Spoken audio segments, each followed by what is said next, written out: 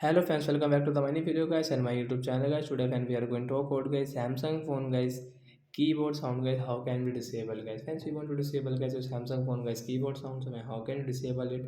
Today friends I will show you. I will tell you in this video guys. So before starting video friends, first of all go and subscribe the channel guys. Click the bell icon, like the video.